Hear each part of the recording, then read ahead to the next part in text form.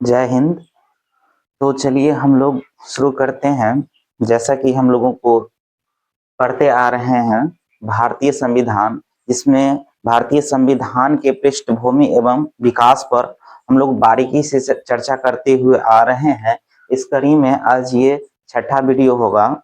इससे पहले 5 video upload कर चुके हैं और ये 5वें और छठे में थोड़ा सा गैप हो गया कुछ का कार्य आ जाने के कारण। तो चलिए हम लोग पुनः शुरुआत करते हैं। और अभी तक हम लोग पढ़ चुके थे भारतीय संविधान के ऐतिहासिक विकास के पृष्ठभूमि में। हम लोग पढ़ चुके थे ईस्ट इंडिया कंपनी के आगमन एवं भारत पर कब्जा। फिर उसके बाद हम लोग कंपनी का शासन जो चल रहा है, इसी के अंतर्गत हम लोगों ने पढ़ लिए 1773 के रेगुलेटिंग एक्ट, 1781 के संशोधन अधिनियम, 1784 का पिट्स इंडिया एक्ट, और अभी चल रहा है चार्टर्ड एक्ट जो 1793 1713 ये पढ़ चुके हैं। आज मुख्य तो चलेगा 1833 का चार्टर्ड एक्ट। इसके तहत हम लोग देखेंगे कि कैसे क्या प्रावधान लाए गए और परीक्षा के दृष्टिकोण से क्या है, बाकी नॉलेज के दृष्टिकोण से क्या है, एकदम बारीकी से चर्चा करेंगे और इत्मीनान से करेंगे ताकि एक एक पॉइंट क्लियर हो जाए। तो आप भी धैर्य बना के रखें। थोड़ा सा वीडियो छोटा छोटा होता है लेकिन डिटेल से होता है। इस पर आप लोग कंटिन्यू बनाए रखें, क्योंकि एक बार अगर ये पढ़ लेते हैं तो आप कहीं भी कुछ भी पढ़ने की जरूरत नहीं है। सारा का सारा कंटेंट जो है एम लक्ष्मीकांत बुक से लिया गया है। कुछ एक्स्ट्रा भी ऐड करते हैं जो इधर दूसरे बुक से भी लिया गया है, ताकि कुछ भी पॉइंट छूटे ना। तो चलिए हम लोग शुरू करते हैं 1833 के चार्टर्ड एक्ट। इसमें मुख्यतः जो प्रावधान दिए गए हैं उसको हम लोग देखेंगे। इसका जो मुख्यतः था कि ब्रिटिश भारत को पूरी तरह से केंद्रित कर दिया गया, केंद्रीकरण कर दिया गया। इसका मुख्य ये था, विषय वस्तु निकल के आया। अब हम लोग एक एक पॉइंट पर प्रशासन पर क्या प्रभाव पड़ा, व्यापारिक पर क्या, विधायी शक्ति पर क्या प्रभाव पड़ा, इस सारे चीजों पर हम लोग एक एक पॉइंट पर डिस्कस करेंगे। तो सर्वप्रथम हम लोग जो चर्चा करेंगे कि प्रशासन का पूर्ण केंद्रीकरण, प्रशासन जो था उसका पूर्ण केंद्रीकरण कैसे कर दिया। हम लोग पढ़ते आ रहे हैं कि जैसे ही 1773 में रेगुलेटिंग एक्ट आया, वहां पर बंगाल के जो था गवर्नर, उसको बंगाल का गवर्नर जनरल बना दिया गया।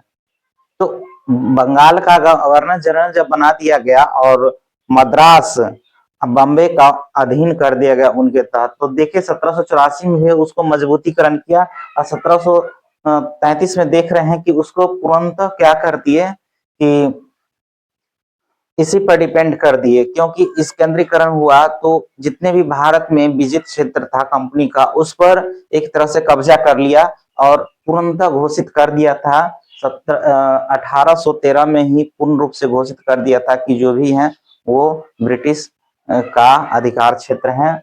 या तो इसी में देखिए बंगाल का गवर्नर जनरल सबसे पहले जो चल रहा था उसको हटाकर नाम दे दिया भारत का गवर्नर जनरल। अब देखिए, क्योंकि यहीं से केंद्रीकरण का, इससे पहले भी लेकिन पूर्ण केंद्रीकरण यहीं से शुरुआत हुआ, क्योंकि आप पूरे भारत पर एक तरह से कब्जा कर लिया था धीरे धीरे करके। कुछ क्षेत्र जो बच गया था उसको विजित करके भी अपने शामिल कर रहे थे और पूरे भारत पर कब्जा करने के लिए ये इसी समय से कहलाने लगे, पूरे भारत का गवर्नर जनरल कहलाने लगे। इसमें जो विलियम बेंटिक उस समय के गवर्नर जनरल था, वो भारत का प्रथम गवर्नर जनरल कहलाने लगे। तो ये क्वेश्चन यहाँ से डायरेक्ट पूछ लिया जाता है, तो ये VVI क्वेश्चन है, इसको आप टिक आउट करके रख लीजिए कि प्रथम जो भारत का गवर्नर जनरल है वो विलियम बेंटिक। और ये भी पूछा जाता है कि कब से भारत के गवर्नर जनरल कहे जाने लगा बंगाल के गवर्नर जनरल। तो 1833 के चार्टर्ड एक्ट के नियम से। 2 पॉइंट हो गए क्वेश्चन के दृष्टिकोण से। गवर्नर जनरल को नागरिक और सैन्य शक्ति दोनों प्रदान कर दिया गया कि आप नागरिक भी शक्ति और सैन्य शक्ति भी आपके हाथों में है, आप इसको जैसे चाहे इस्तेमाल कर सकते हैं, क्योंकि भारत पर और भी अधिक कब्जा करना था और जो भी छूट रहे थे क्षेत्र उस पर भी अधिकार जमाना था। तो इसको सैन्य शक्ति गवर्नर जनरल के हाथों में दे दिया। तो ये था प्रशासन का तुरंत केंद्रीकरण। दूसरी पॉइंट को हम लोग चर्चा करेंगे, विधायी शक्तियों में बदलाव। अब हम लोग पढ़े थे कि विधायी शक्ति जो था, सबसे पहले यही देखिए, बॉम्बे और मद्रास से कानून बनाने का अधिकार छीन लिया गया है कि आप बॉम्बे और मद्रास वहां के लिए कानून नहीं बना सकते हैं, क्योंकि पूरे भारत का गवर्नर जनरल एक कर दिया। तो कानून पूरे भारत के लिए कौन बनाएगा? ब्रिटिश भारत। उस समय जो भी जीत, ये नहीं कि तुरंत जीत लिया गया था, नहीं, 1833 तक तुरंत भारत पर कब्जा नहीं था, कुछ कुछ ऐसा क्षेत्र छूट गए थे। तो जिस ब्रिटिश भारत के लिए सिर्फ भारत का गवर्नर जनरल ही कानून बनाएगा। कानून अधिनियम कहलाने लगा, क्योंकि इससे पहले जो है विनिमय कहलाता था जो रेगुलेशन, और ये अब एक्ट कहलाने लगा। तो ये है विधायी शक्ति। विधायी शक्ति, हाँ, विधायी शक्ति ये रहा। विधायी शक्ति में मुख्यतः ध्यान रखेंगे कि बॉम्बे मद्रास से कानून बनाने की शक्ति छीन लिया गया, और पूरे ब्रिटिश भारत के लिए भारत का गवर्नर जनरल ही कानून बना सकते हैं। और कानून जो है अधिनियम या एक्ट्स कहलाएंगे, इससे पहले विनिमय या रेगुलेशन रेगुलेशन कहलाते थे। तो ये विधायी शक्ति था। अब व्यापारिक और एकाधिकार, इससे जो मुख्यतः क्वेश्चन अभी तक नहीं देखे बनते हुए, लेकिन नजर पर रखिएगा, जहां जहां क्वेश्चन बनता है उसको हम डिटेल्स में समझा देते हैं, बता देते हैं कि ये क्वेश्चन आता है, अब इसको देख लीजिएगा। व्यापारिक और एकाधिकार का अंत, यहाँ पर देखिए, चीन के साथ व्यापार और चाय के व्यापार पर एकाधिकार को पूर्णतः समाप्त कर दिया। अब यूरोप के सभी व्यापारियों के लिए मार्ग खोल दिया। 1813 में देखे थे कि अन्य यूरोपियों के लिए भी मार्ग खोल दिया था, लेकिन भारत या चीन के साथ जो है चाय का व्यापार, और चीन के साथ तुरंत व्यापार सिर्फ कर सकता था ईस्ट इंडिया कंपनी। अब इसको खत्म कर दिए। ये क्वेश्चन भी बीवीआई में रख लीजिए कि चीन के साथ व्यापार या चाय के साथ व्यापार जो है एकाधिकार कब समाप्त किया गया? तो 1833 के चार्टर्ड एक्ट के अधिनियम के तहत। अगला है, कंपनी की व्यापारिक गतिविधियां पूरी तरह समाप्त कर दी गई हैं। अब व्यापारिक गतिविधि को छोड़िए, कंपनी पूरी तरह से प्रशासनिक निकाय, एडमिनिस्ट्रेटिव बॉडी बन गई। व्यापारिक गतिविधि को छोड़कर, क्योंकि आप पूरे भारत पर कब्जा करने के लिए जा रहे हैं, तो सिर्फ ये शासन करेंगे, रेवेन्यू कलेक्ट करेंगे, और भारत को शोषित करके अपने इंग्लैंड को आबाद करेंगे। ऐसे नीति के तहत ये जो है भारत पर संचालन करने के लिए यह प्रावधान लाया गया था कि अब वो व्यापारिक गतिविधि से दूर रहे, बस इसका जो है प्रशासनिक गतिविधि पर ही काफी फोकस रहे। कानून बनाना, उसको एग्जीक्यूट करना, कैसे रेवेन्यू आ सकता है, कहाँ से क्या है, ये सारे चीज इस पर करना था। चलिए, चौथा पॉइंट है विधि आयोग का गठन और कानूनी सदस्य। ये महत्वपूर्ण है कि विधि आयोग का गठन किया गया था और कानूनी सदस्य। तो हम लोग जानते हैं गवर्नर जनरल की परिषद में चौथे सदस्य। इससे पहले हम लोग पढ़े थे, क्या पढ़े थे कि 1773 में 4 सदस्यीय थे गवर्नर जनरल के सहायता के लिए। जब 1784 आया तो एक सदस्य को हटा दिया गया, 3 सदस्य थे। अब फिर से यहाँ गवर्नर जनरल की परिषद में चौथे सदस्य को, जिसे विधि सदस्य भी कहा जाता है, उसको ऐड कर दिया गया, जिसे लीगल मेंबर कहा जाता है। और भारतीय कानूनों को संहिताबद्ध करने के लिए विधि आयोग का गठन किया। यहाँ एक पॉइंट छूट रहा है कि प्रथम जो विधि सदस्य थे वो लॉर्ड मैकाले थे। लॉर्ड मैकाले, यहाँ पर लिख देते हैं, लॉर्ड मैकाले, लॉर्ड मैकाले, ये है, क्योंकि ये क्वेश्चन पुटअप कर लिया जाता है। तो प्रथम विधि सदस्य कौन थे? Lord Macaulay. तो विधि आयोग का गठन कब किया गया, किसके तहत किया गया? तो 1833 के चार्टर्ड एक्ट के तहत। विधि सदस्य को कब जोड़ा गया? तो 1833 के चार्टर्ड एक्ट के तहत जोड़ा गया। और कौन थे प्रथम विधि सदस्य, ये भी पूछ लिया जाता है, काफी इंपोर्टेंट है, इसको भी आप ध्यान पर रखिएगा। और हो सके तो इसको नोट डाउन करके, नोट तो बना ही रहे होंगे, और ये मुख्य मुख्य बात जो है, जो याद करने वाले हैं, रिमेम्बर करने वाले, इसको साइड में लिखकर बार बार उसको याद कर लेंगे, ताकि माइंड में रहे। क्वेश्चन डायरेक्ट यहीं से आता है। तो लॉर्ड मैकाले थे। विधि आयोग का गठन किया गया संहिताबद्ध करने के लिए कानूनों को, क्योंकि अब इतने बड़े एडमिनिस्ट्रेटिव को संभालना था तो कानून बनाना बेहद ही जरूरी था। और हम लोग स्टार्टिंग में ही पढ़ लिए कि संविधान जो है किसी भी संस्था को चलाने के लिए, देश को चलाने के लिए एक नियम कानून की आवश्यकता होती है। तो यहाँ भी महसूस हो रहा था कि जब पूरे भारत पर कब्जा कर रहे हैं, उस पर शासन कर रहे हैं, तो विधि यानी कानून हो बनना जरूरी है। तो उसके लिए विधि आयोग का गठन होना भी जरूरी है। तो यहाँ पर विधि आयोग का गठन किया गया ताकि सफल संचालन कर सके। सिविल सेवा और भेदभाव का अंत कर दिया। अब चलिए यहाँ पर सिविल सेवा जो है एडमिनिस्ट्रेटिव कहे ना कि यहाँ सिर्फ इसका काम रह गया कि संचालन करे, व्यापारिक गतिविधि से दूर रहे और सिर्फ जो है यह प्रशासनिक निकाय पर काम करे। तो यहाँ पर भरना जरूरी था।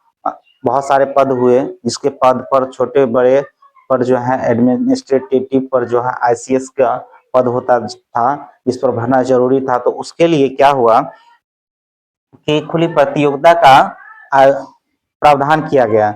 इसमें होता क्या था कि कुछ ही यूरोप में तो बहुत सारे देश हैं, तो वहां पर सभी मांग कर रहे थे कि सिर्फ एक ही देश इंग्लैंड ही सीमित ना हो, बल्कि अन्य देश, अन्य लोग, अन्य लोगों को भी मौका मिला जाए। तो वहां पर मांग चल रहा था। तो इसी के तहत क्या कर दिए थे कि सभी को जो है धारा 87 के तहत धर्म, जन्म स्थान, वंश या रंग के आधार पर कंपनी के अधीन पद से वंचित नहीं किया जा सकता, यानी सभी के लिए मौका। अब जैसे ही ये खोल दिए तो एक तरह से देखिए, जब ये कह दिए कि न तो जन्म स्थान हो, न ही धर्म, न वंश हो, तो एक तरह से भारतीय के लिए भी खोल दिया कि भारतीय लोग भी उसमें शामिल हो सकते हैं। तो ये प्रावधान किया गया यूरोप वासियों के लिए, लेकिन इस नियम के तहत भारत भी उसमें आ गया, तो भारत के लोग भी उसमें शामिल हो सकता था। इसका मुख्य उद्देश्य था भाई भतीजावाद को खत्म करना और योग्य और प्रतिभाशाली व्यक्ति को मौका देना। अब इससे पहले क्या होता था कि जो हम लोग पढ़े थे 1773 के रेगुलेटिंग एक्ट में कोर्ट ऑफ डायरेक्टर्स का गठन किया गया था, जो कंपनी में जितने भी बड़े पद था उसको डायरेक्ट अपॉइंटमेंट करते थे, नामांकन करते थे। यही कोर्ट ऑफ डायरेक्टर्स जो 24 सदस्य होते थे, वो डायरेक्ट अपने ही मन से किसी को नामित कर देते थे, वो उसको चयन होता था और 2 साल के लिए वो जाते थे कहाँ पर, ट्रेनिंग लेने के लिए। हैलीबेरी कॉलेज में जाते थे 2 साल के लिए, जो लंदन में ही ट्रेनिंग लेते थे, वहां सारा चीज सिखाया जाता था, पढ़ाया जाता था, फिर भारत उसको भेजा जाता था यहाँ पर प्रशासनिक निकाय को संचालन करने के लिए। तो यहाँ पर जैसे ही मौका दे दिया कि धर्म, स्थान, वंश, रंग इसके आधार पर नहीं भेदभाव किया जाएगा, तो सभी के लिए खुल गया।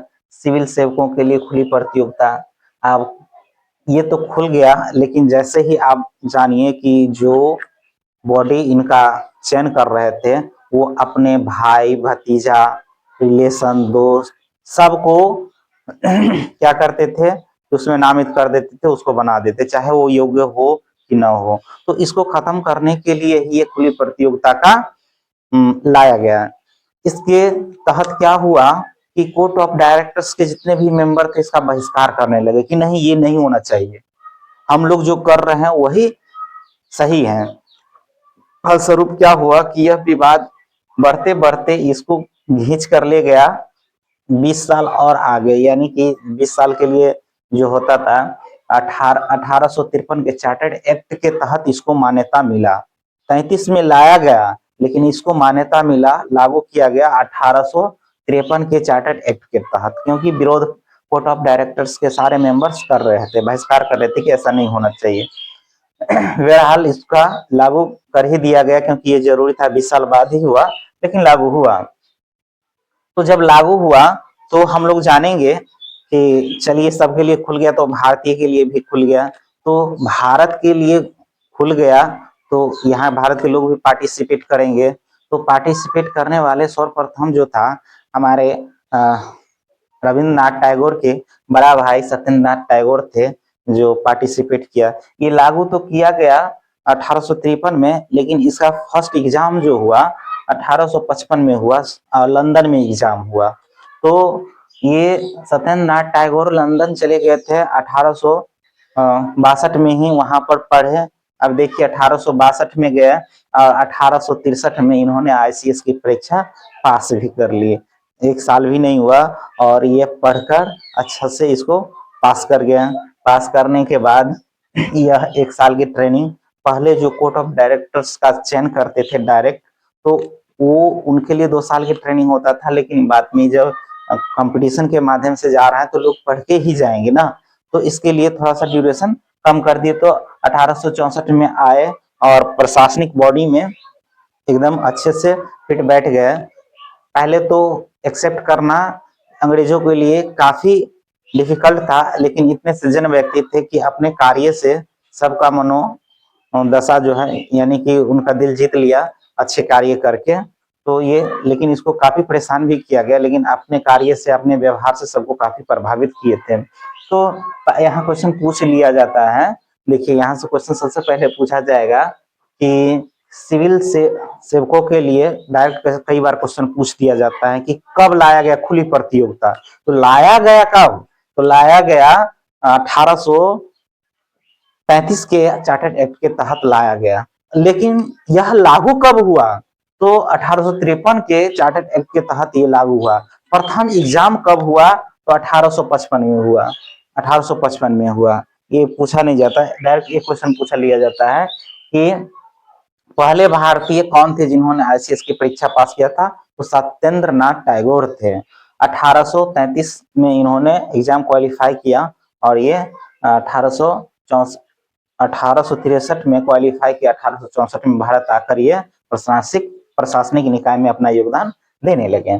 तो अब यहाँ चलिए कुछ और हैं जो हम लोग जानेंगे कि यह जो एग्जाम था कितना डिफिकल्ट था, भारतीयों को कैसे छांटा जाए, इसके लिए क्या क्या प्रावधान किए थे, लेकिन फिर भी मुंह पर तमाचा मारना एक तरह से भारतीयों का। कि देखिए सबसे पहले इनका चुनौती जो था, सिलेबस इतना वास्ट था, यूरोपीय क्लासिक के तहत था, लैटिन और ग्रीक जैसे भाषा पर आधारित था, साहित्य पर आधारित था, इसके तहत था, जो हम लोगों को भारतीय के लिए दूर दूर तक कोई लेना देना उससे था नहीं। दूसरा भाषा इसका इंग्लिश था, जो काफी डिफिकल्ट था उस समय, लेकिन फिर भी प्रतिभा के धनवान हमारे भारतीय आज भी हैं, कल भी थे, तो इन्होंने इस चुनौती को भी फेस किया।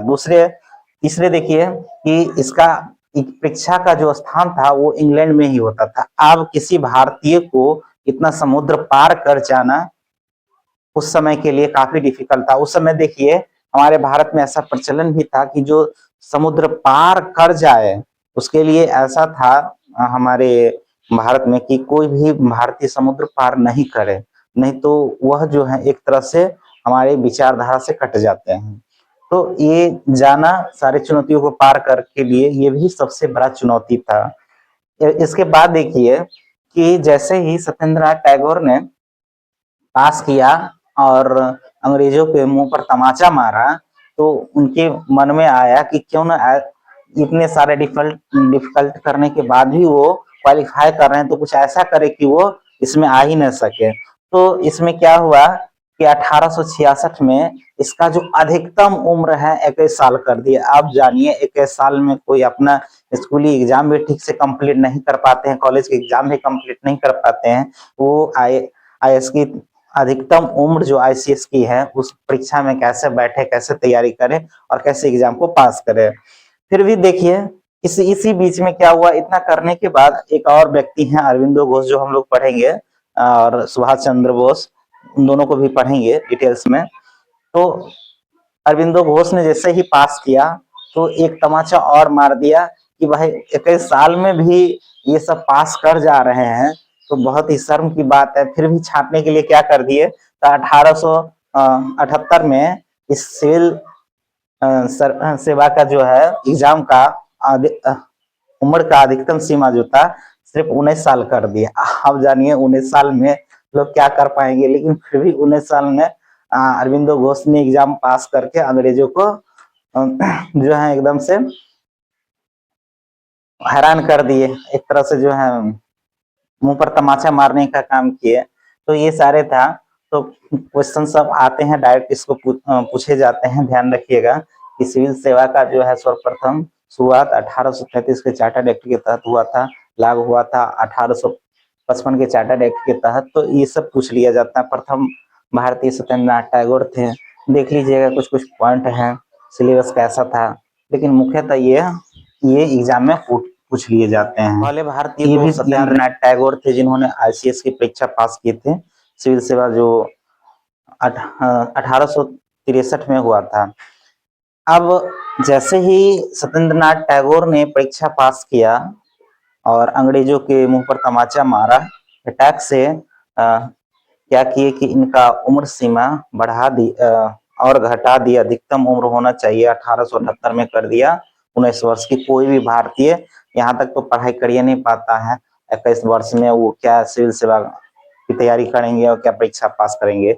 लेकिन फिर मुंह पर तमाचा मारने वाले एक और महान व्यक्ति हैं जिनका नाम है अरविंदो घोष।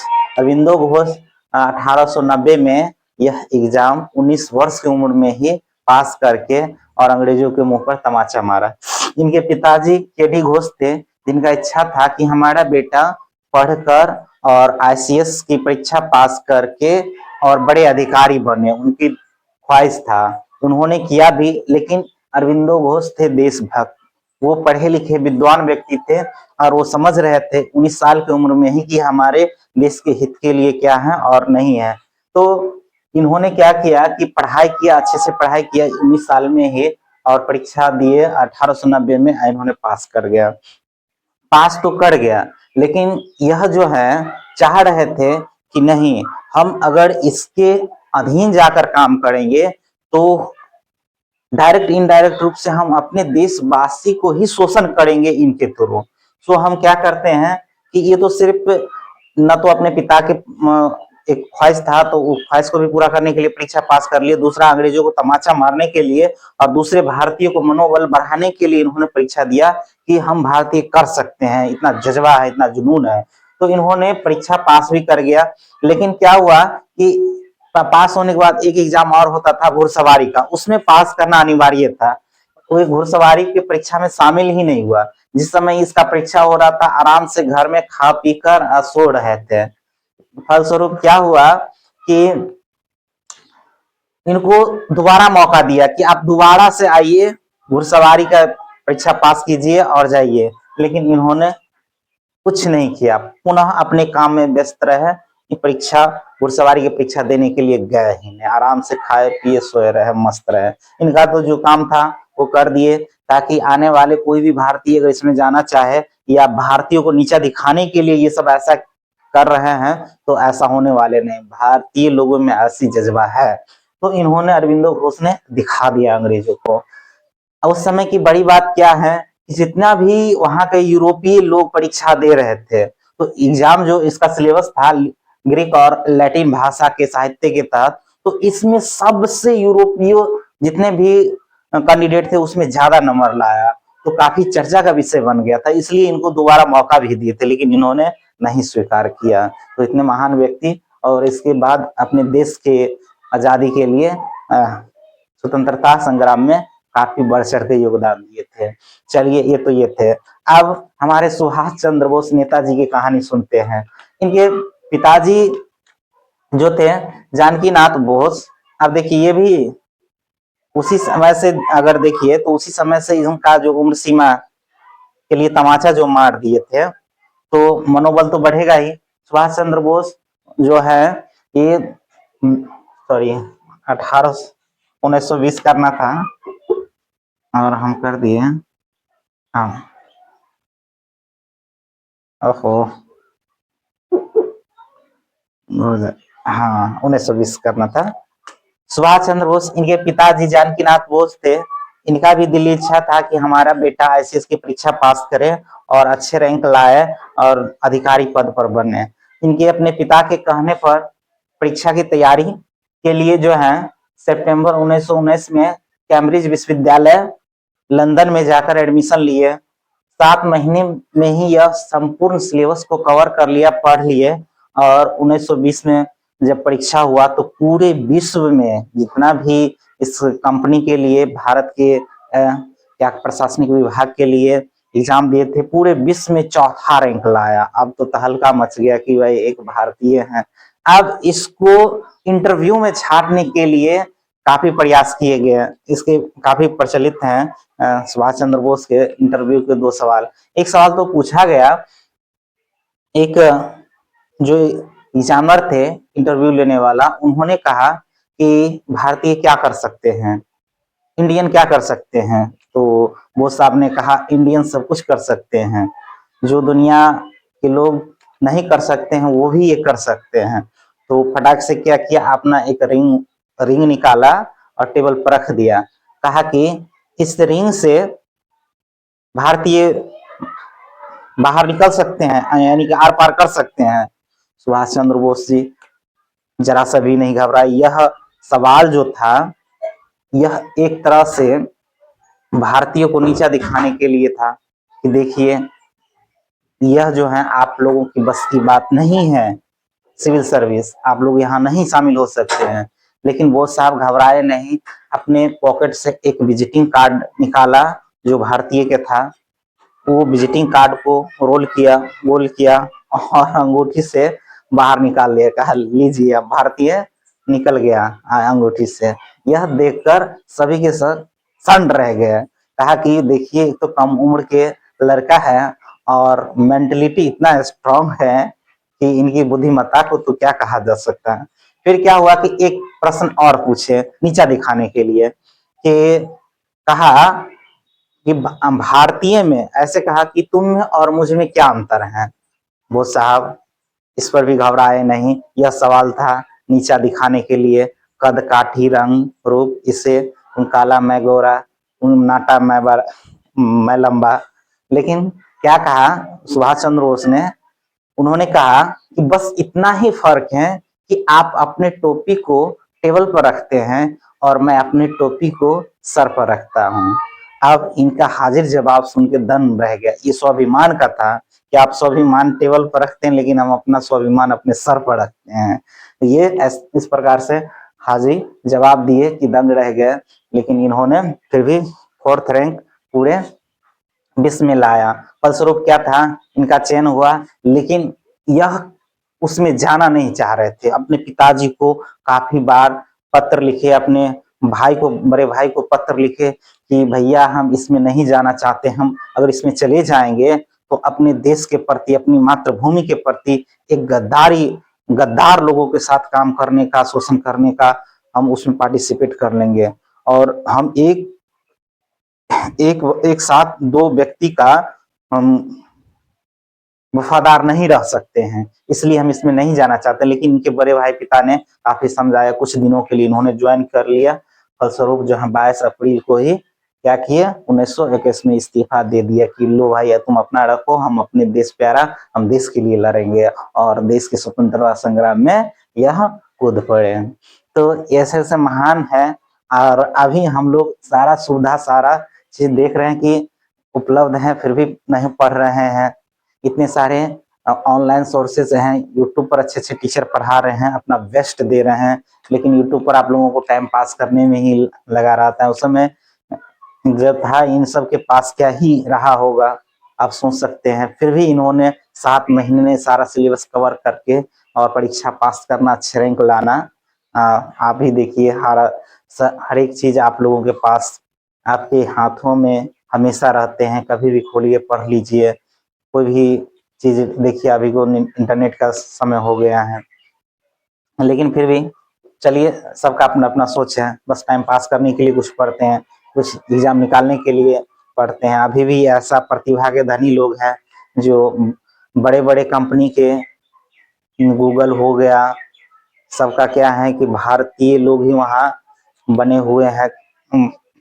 लेकिन कुछ लोग ऐसे भी हैं कि बस अपने माथा पकड़ के रो रहे हैं, किस्मत पर रो रहे हैं कि हमको कुछ हो ही नहीं रहा है। सरकार को दोष दे रहे हैं कि नहीं दे रहे हैं वैकेंसी आता है, आप पास नहीं कर पाते, जो करने वाले हैं वो जॉब लेके चले जाते हैं, बाकी आप माथा पकड़ के रोते रहते हैं। इसलिए अभी भी टाइम है, जब जागो तभी सवेरा। शुरुआत करो, उठो जागो और तब तक मत रुको जब तक लक्ष्य की प्राप्ति ना हो जाए। तो ये देखिए इंग्लैंड में परीक्षा हो रहा था, सुभाष चंद्र बोस भी इंग्लैंड में जाकर परीक्षा दिया, लेकिन बाद में इसका काफी विरोध होने लगा भारत में कि जब भारतीय प्रशासन के लिए एग्जाम हो रहा है तो भारत में एग्जाम होना चाहिए, क्योंकि बहुत सारे जो कैंडिडेट थे नहीं जा सकते थे 7 समुद्र पार करके इतने खर्च करके। तो फिर 1922 में, बार बार लिख देते हैं 2022, 1922 में क्या किए कि इस एग्जाम को भारत में भी कंडक्ट कराने लगे। तो 2022 में पहला एग्जाम हुआ था इलाहाबाद, जो अभी प्रयागराज है, और लंदन में, दोनों साथ साथ हुए थे। तो इस समय से भारत में भी एग्जाम होने लगे। तो 1833 के चार्टर्ड एक्ट को हम लोगों ने काफी बारीकी से समझा, क्या क्या है इसमें महत्वपूर्ण पॉइंट, इसको समझा। इसके अलावा भी जाने कहाँ कहाँ से कौन कौन भारतीय थे और कैसे एग्जाम का फेस किया था, कैसे कैसे परेशानियों को फेस किया था। तो इसी प्रकार हम लोग पढ़ते रहेंगे, एग्जाम ओरिएंटेड क्वेश्चन जो है वो उसको देखते रहेंगे। और आने वाले नेक्स्ट वीडियो में हम लोग पढ़ेंगे 1853 के चार्टर्ड एक्ट। फिर इसके बाद हम लोग आगे बढ़ेंगे क्राउन के शासन में, और अच्छा से डिटेल से पढ़ेंगे। अभी पृष्ठभूमि ही बना रहे हैं। ये सारा चीज जो है पढ़ने को आपको मॉडर्न हिस्ट्री में भी मिलेगा। जब हिस्ट्री चालू करेंगे तो इसको फिर से पुनः दोहराकर, और कौन कौन से जो आते हैं वायसराय, गवर्नर जनरल, उसको हम लोग अच्छा से पढ़ेंगे ताकि सारा पॉइंट्स क्लियर हो जाए। और जितना पॉलिटी के लिए जरूरी है उससे कई ज्यादा हम यहाँ पर आपको प्रोवाइड कर रहे हैं, ताकि एक भी क्वेश्चन छूटे ना, और एक बेसिक कॉन्सेप्ट बन सके। एकदम जीरो लेवल से एडवांस लेवल तक का कंटेंट हम आपको प्रोवाइड करा रहे हैं, समझा रहे हैं। तो चलिए चलते हैं, नेक्स्ट वीडियो में मिलेंगे, तब तक के लिए जय हिंद।